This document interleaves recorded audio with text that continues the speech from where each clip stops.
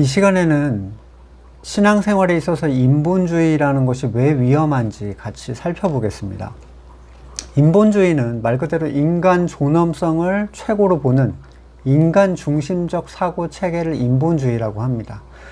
물론 이 체계는 성경으로부터 온 게 아닙니다. 성경은 사람의 죄성 그리고 무가치함을 얘기하고 그런 이유에서 구원자가 필요하다라는 결론이 오기 때문인데요. 바꿔 말하면 인본주의적 사상을 가진 사람들에게는 구원자가 필요하지 않습니다. 자신들이 선한 것들을 추구하면서 살아가면 되기 때문이죠.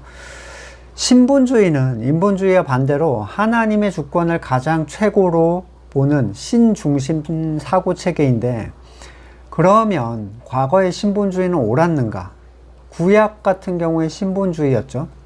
사실 그들은 하나님이 누구신지, 자기들이 어떤 존재인지를 알지 못했습니다.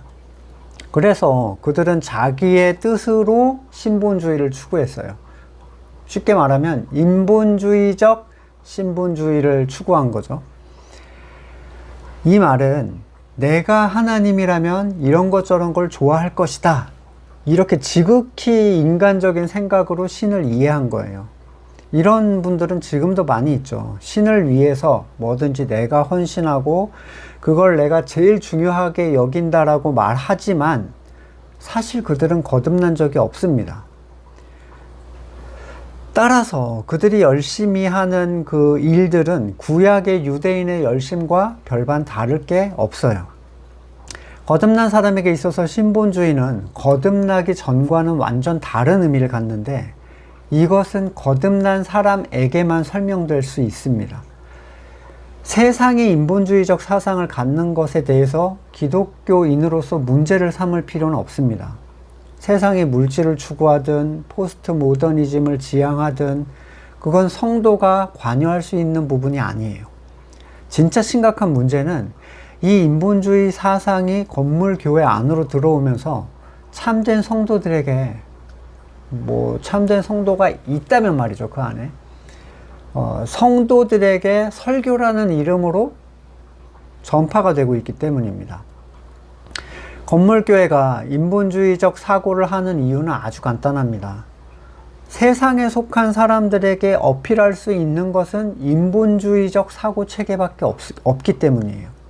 감동을 주고 웃음을 주고 또는 설교에 대해서 그들에게 끄떡끄떡 동의를 받을 수 있는 내용은 인간 중심 사고 체계를 가진 세상에 속한 사람들, 그 사람들에게 그 얘기만 약발이 먹히기 때문이에요. 그리스도의 복음, 십자가는 세상에 속한 사람들은 받아들일 수가 없는 얘기입니다. 인간의 존엄성, 인간이라면 다 받아들여요. 대부분이 동의하는 가치죠. 한때는 신의 이름으로 사람을 부리던 봉건제 또는 왕정제도 시대가 있었습니다.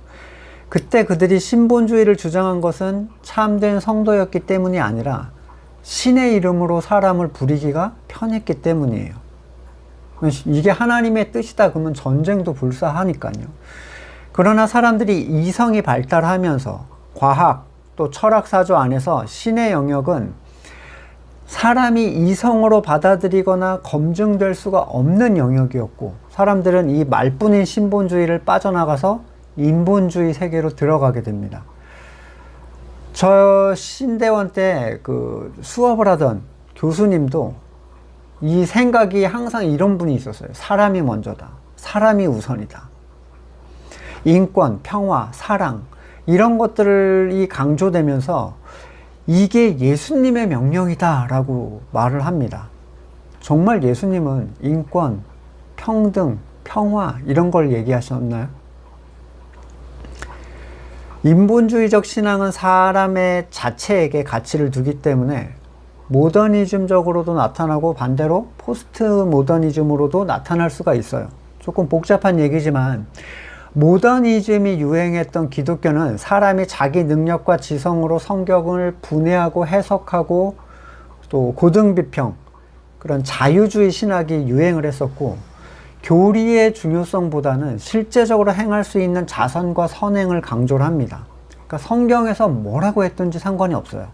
가난한 사람 도와주고 남들보다 손해를 보더라도 집 앞 쓰레기와 눈을 내가 먼저 치우는 그런 모습을 보이는 게 참된 신앙인의 모습이라는 거죠.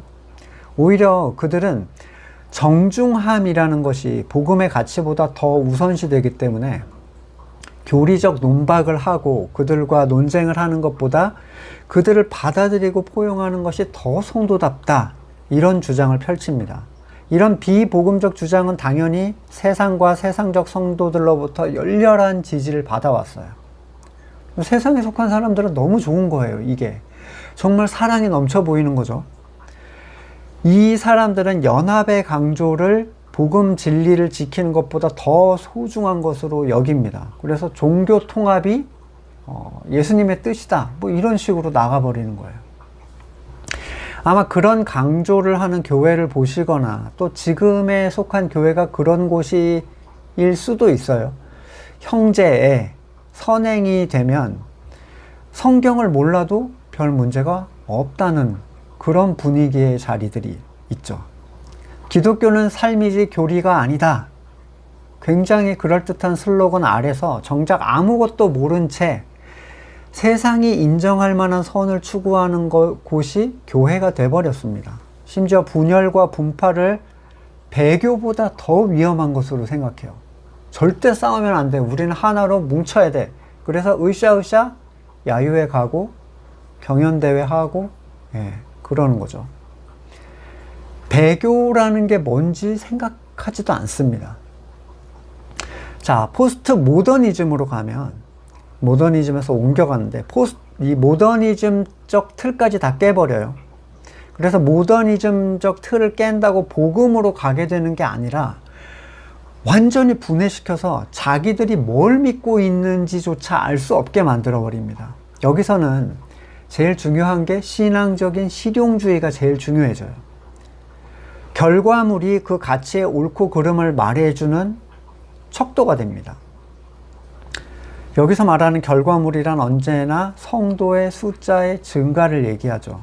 그들에게 40년 동안 단 한 번의 한 명의 회심자를 보지 못했던 예레미야의 사역은 그냥 실패한 사역이에요.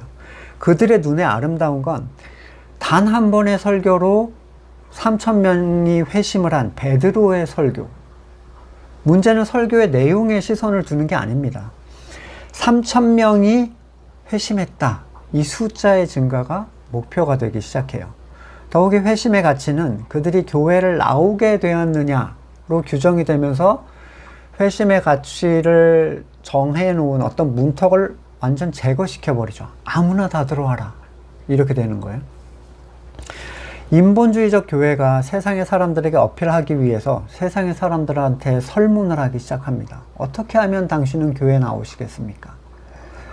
그들은 세상 사람들이 원하는 대로 교회를 수정해요. 깨끗하고 다양한 건물, 문화시설, 먹거리가 제공되는 교회, 재미있는 레크레이션과 아이들이 학습에 유익이 되는 어떤 프로그램들. 어차피 그들은 사람에게는 회심을 시킬 수 있는 능력이 있다고 생각을 하기 때문에 숫자를 모으는 게 하나님의 일이다 생각을 합니다. 그래서 전도의 미련한 방식은 여기에 굉장히 걸림돌이 되는 거예요. 이런 일들을 하면서 전혀 마음에 걸려하지 않습니다. 왜? 사람이 들어오고 있잖아. 이런 거예요. 선교지, 가장 쉽게 볼 수 있는 곳이 선교지예요. 선교지에서 보이는 물질적인 공세. 잘 사는 나라에서 온 사람들이 마임이든 말 안 통해도 됩니다. 마임이든 연극이든 월십이든 찬양들, 그리고 보지 못했던 각종 기구들, 번쩍번쩍 하는 것들, 세련된 어떤 모습들, 이게 진짜 복음의 전파인가? 거기에 오는 사람들이 정말 복음을 듣기 위해서 앉아 있는가? 하지만 이것을 행하는 사람들에겐 사람들이 우리 주변에 모인다는 게 자신들의 가치를 입증하는 것이 되었고 복음의 결과물로 인식이 되기 때문에 문제될 게 전혀 없는 거죠. 그들은 절대로 깊은 데로 가서 그물을 던지라는 주님의 말에 순종할 생각이 없습니다. 인본주의적 교회의 설교는 사람의 가치에 대해서 얘기를 해요. 너는 소중하다. 넌 잘 될 거야. 너는 선을 행할 수 있고 너는 하나님의 일을 할 수 있고 너를 통해 일하실 것이다. 뿐만 아니라 인본주의적 교회는 이렇게까지 얘기합니다. 네가 원하는 게 뭐냐? 네 간구를 하나님께서 들어주실 것이다. 그가 기본적으로 선을 추구할 수 있는 존재라는 전제가 있기 때문에 자기 선을 추구하는 게 전혀 문제가 없어요. 그들에게 있어서 선과 악의 문제, 사람이 스스로 선을 주장하는 것에 충격적인 결과 따위는 전혀 문제될 게 없습니다. 그것은 신본주의적 가치 안에서만 문제가 될 뿐이죠. 인본주의적 체계는 율법주의를 만들기도 하고 반대로 자유주의를 만들기도 합니다. 둘은 상반되는 것처럼 보이지만 사람 중심의 체계에서 그들이 만든 선을 추구하게 하는 것에는 동일한 흐름을 가지고 있죠. 많은 사람들이 건물교에서 스스로 의를 쌓아 구원에 이르려고 들어오거나 또는 자기의 선을 이루어줄 신께 간구를 하려 들어옵니다. 이 사람들에게 진짜 복음을 말하면 어떻게 될까요? 하나님만이 유일한 선이시고 어떤 의도 사람은 이룰 수 없다. 그렇게 선포가 되면 그들은 그 교회에 있을 이유가 없습니다. 아, 그렇군요 라고 자기의 생각을 돌이키고 그리스도를 향하게 될 것인가? 아니죠. 거듭남은 설득이나 이해의 문제가 아닙니다. 복음의 설교는 가짜 신자들에게는 미련한 것이고 저주와 꺼리끼는 것이에요. 성경은 거듭난 사람을 위하여 쓰여진 하나님의 말씀입니다. 거듭나지 않은 사람들에게는 들을 수 있는 귀가 없기 때문인데 이 거듭남은 자신의 무가치함, 선이 없음, 절망을 발견한 사람들에게만 주어지는 희망이에요. 그런 사람들은 인간 존재가 중심이 되는 신앙이 있을 수 없습니다. 그 절망, 그 영적 가난함이 구원자 되시는 그리스도를 더 향하게 만듭니다.